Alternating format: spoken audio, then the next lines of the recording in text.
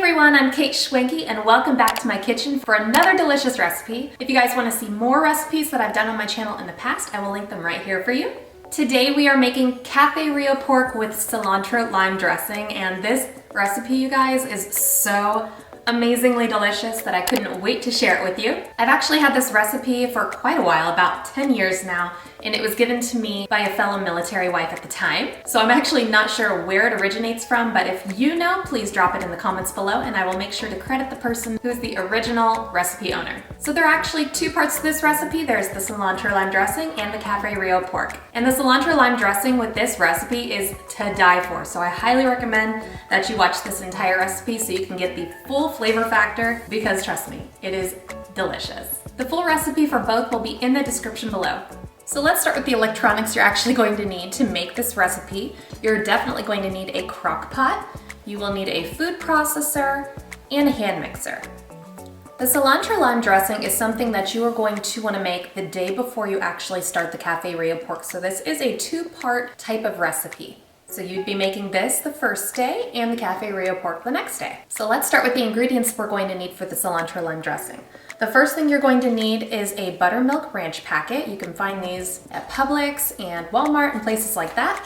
You're going to need buttermilk, mayonnaise, 2 tomatillos, some cilantro, garlic, lime juice, and 1 jalapeno. First, you're going to take your Buttermilk ranch packet and make it according to the directions. Take 1 cup of buttermilk and pour it into a bowl. And then you're going to add in 1 cup of mayonnaise. Add in your Buttermilk ranch packet. Mix it all together with a whisk.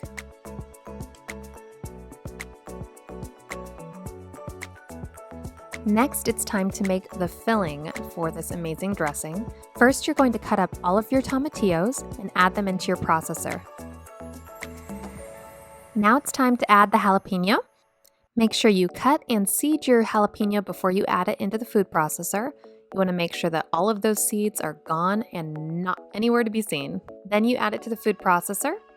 Next, we're going to take our cilantro and we are going to break it apart and place it evenly around the edges of the food processor. I like to start mine off a little bit early and blend things together before I have all the ingredients in, just so I can make a little bit of extra room for all the other ingredients. Now that I have everything partially blended, it's time to add the lime.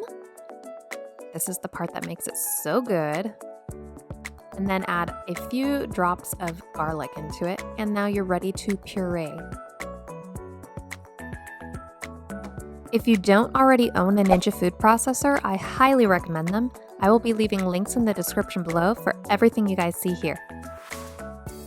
The last step to making this dressing is to add in all of your veggies that you just pureed together into the ranch mix. This dressing is amazing, and I feel like it could really go with so many different recipes, but with the cafe Rio pork, it's just a perfect pairing. Now that it's all blended, let's go ahead and cover it with some saran wrap, and then we're going to place it into the refrigerator and keep it nice and cool. And keep it in there overnight so that the next day it will be nice and thick. So today is the day we get to make the pork. This is day 2. So let's go over the ingredients you will need to make this. And trust me, it is amazing. I seriously love this, and I cannot wait to eat this after I'm all done.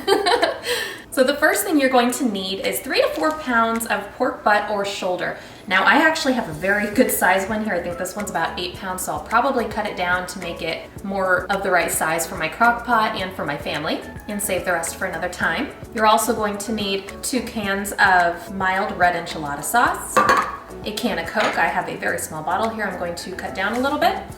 You're going to need salt, garlic, cumin, chili powder, cayenne pepper, brown sugar, and 1 to 2 cans of chicken broth. So let's get started. First, I'm going to take my pork and I'm going to put it on a piece of wax paper and cut off all the extra fat that I can get to. Later, I will cut off even more. But first, let's section off all of our pork so that this can fit into the crock pot better. I'm going to keep the extra pork that's left over for another meal. You're going to line up your pork into your crock pot and evenly place in all of the pieces. Next, we're going to take our chicken broth and we're going to add in 1 to 2 cans, and I normally add in 2 whole cans just to cover the entire pork roast so that it gets nice and soft and tender later. Let's turn on our crock pot. We're going to keep this on low and we're going to set it to 6 hours to cook. Now it is time to make the very best part of this whole entire recipe, and that is the actual sauce. Add 2 cans of enchilada sauce into a bowl. Add 1 can of Coke into this mix as well. For this, I had to use 1.5 cups. That is how much is exactly inside of a can. Next, you're going to add in your brown sugar. Next, add 2 teaspoons of chili powder, 1 teaspoon of salt, 1 teaspoon of cayenne pepper, and 1 teaspoon of cumin. Next, you're going to add in a couple more drops of garlic. Mix it all together with a whisk. This sauce is so sweet and delicious, you guys. It's amazing. 6 hours later, and it is finally time to start shredding the pork. Now, this part is very tedious because sometimes pork has a lot of fat in it. So what I'm doing here is I'm going through each piece and making sure there's no fat, and just shredding it by hand because sometimes that's the best way to go, but it does take some time.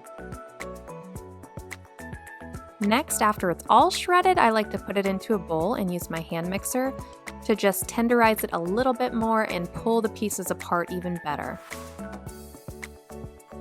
Next, you're going to take your pulled pork and you're going to put it back into your crock pot. Then you're going to take that delicious brown sugar mixture and pour it over all of the pork. This is the part that tastes so good, you guys. Once the mixture is all over the pork, make sure you mix it all together well so that it gets fully infused with that flavor. Next, put your crock pot back together. Keep it on low, and you're going to set it to 2 hours to cook. 2 hours later, and look at this, you guys. Doesn't that look delicious? Ooh, yum! So now that we've completed the pork, let's talk sides and toppings.